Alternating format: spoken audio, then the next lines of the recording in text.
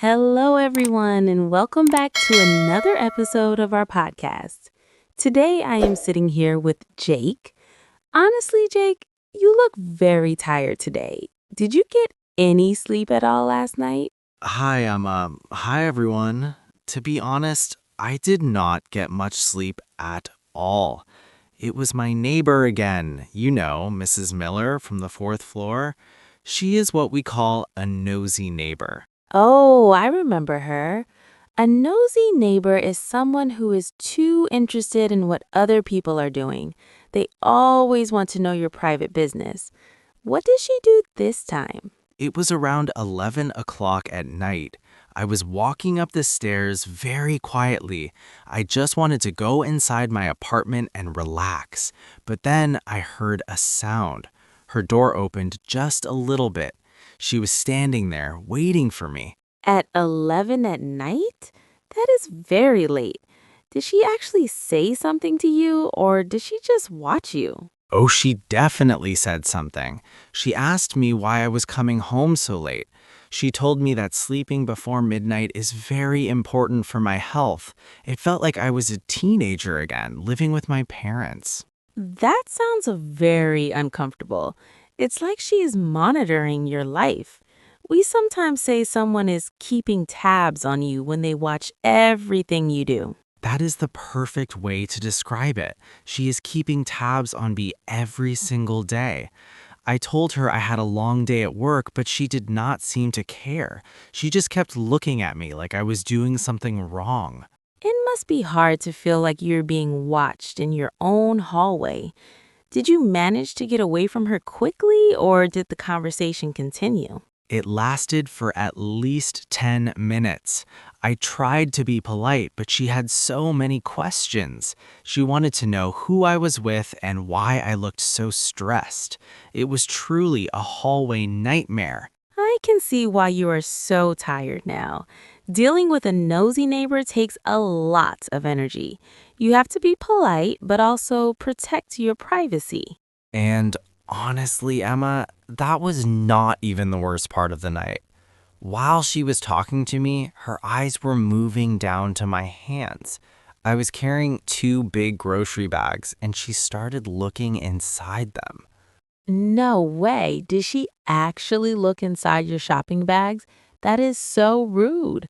I mean, most people know that you should not look at what others are buying. She did not even hide it. She pointed right at the top of the bag and said, "Oh no, Jake, are you eating frozen pizza again?" She looked so disappointed in me. That is unbelievable. She's judging your diet now? I guess she doesn't like processed food.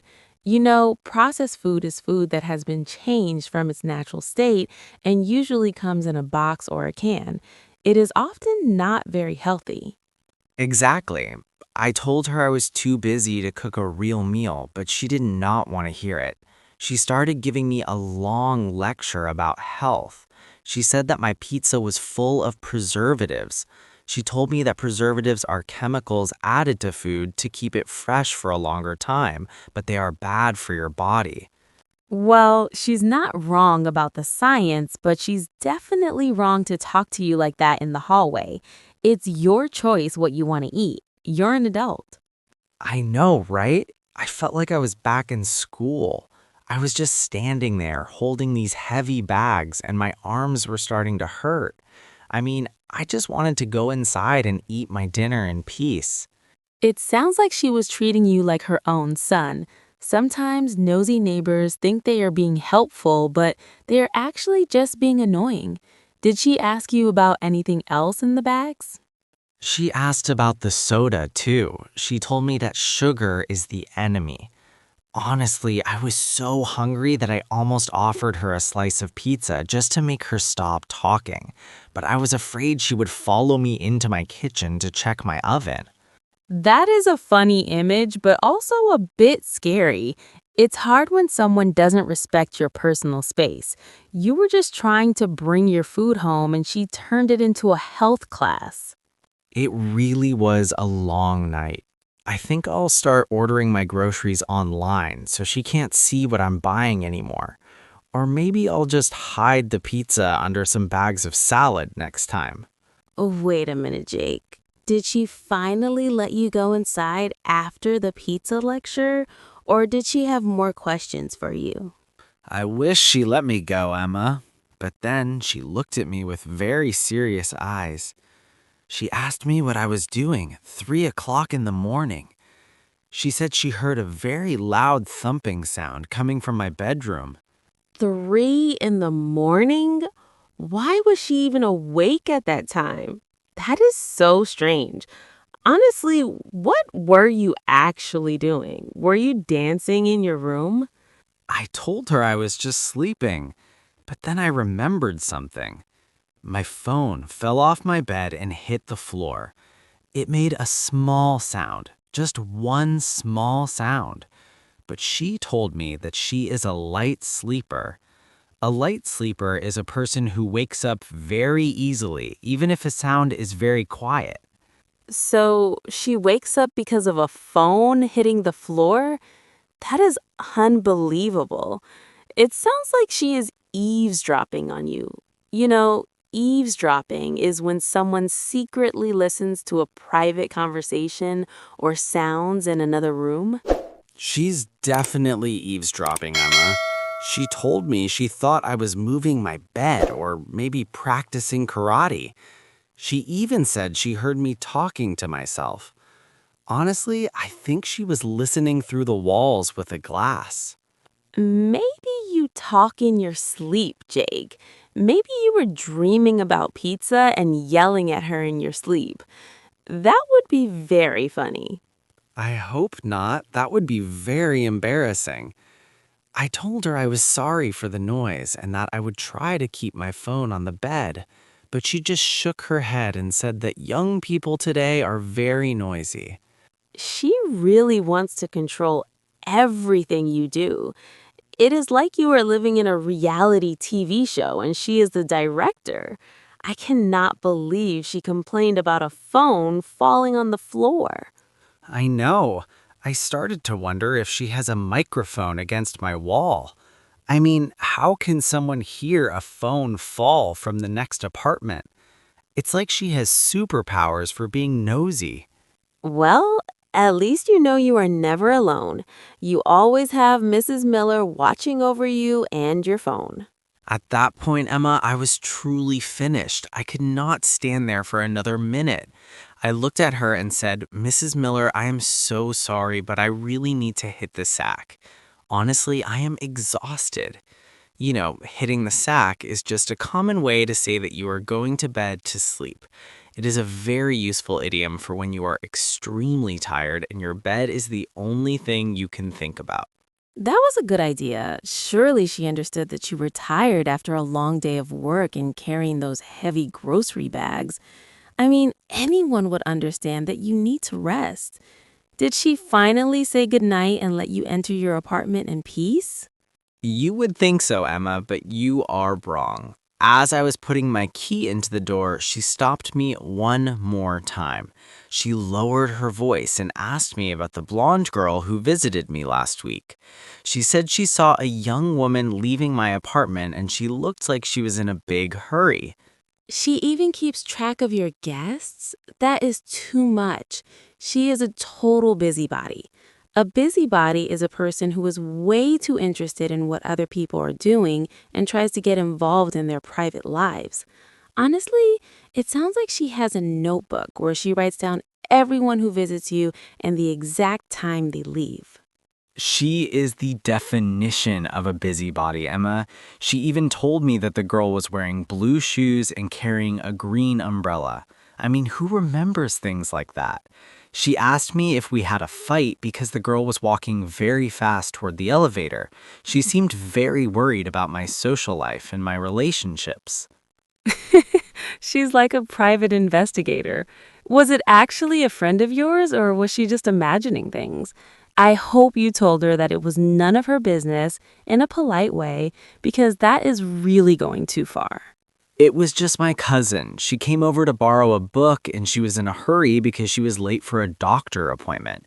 I told Mrs. Miller that she's just my cousin and everything is fine. But Mrs. Miller just nodded her head and said, "Oh, sure, Jake, that's what all the young men say."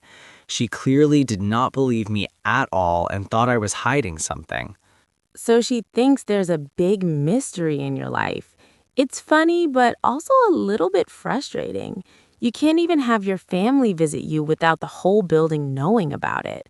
It must be very awkward to have someone watching your front door like a hawk every time you have a visitor.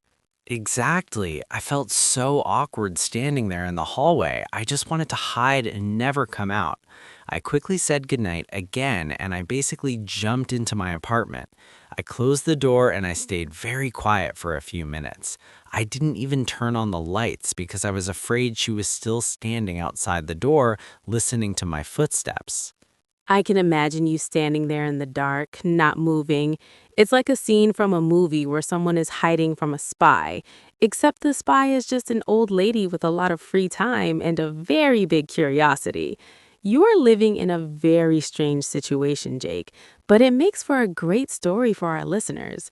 I think everyone is glad they're not your neighbor right now because they value their privacy too much. Honestly, Jake, I am still thinking about you standing in the dark, hiding from Mrs. Miller. That is a very funny image, but also a bit sad. We all need our privacy. You know, privacy is the state of being alone and not being watched or disturbed by other people. You are right, Emma. Privacy is very important. After that night, I started thinking about how to handle this in the future. I mean, you want to be a good neighbor, but you also need to set some boundaries.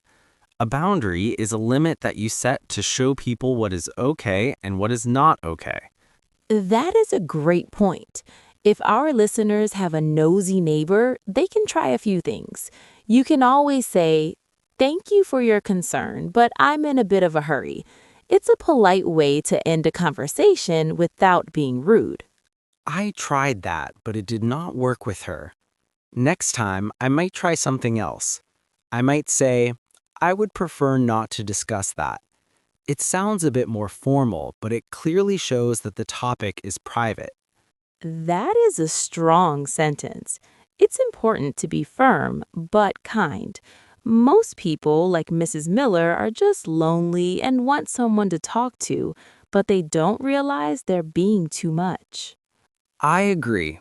I don't think she's a bad person. She's just a busybody with too much free time. Maybe I should buy her a puzzle or a book so she has something else to do besides watching my grocery bags and my visitors. That is a very kind idea, Jake. Or maybe you can just buy her a louder TV so she cannot hear your phone falling on the floor anymore. That is even better. Anyway, I think I learned my lesson. From now on, I will check the hallway through the small hole in my door before I leave my apartment. Well, we hope you enjoyed this story about Jake and his very curious neighbor.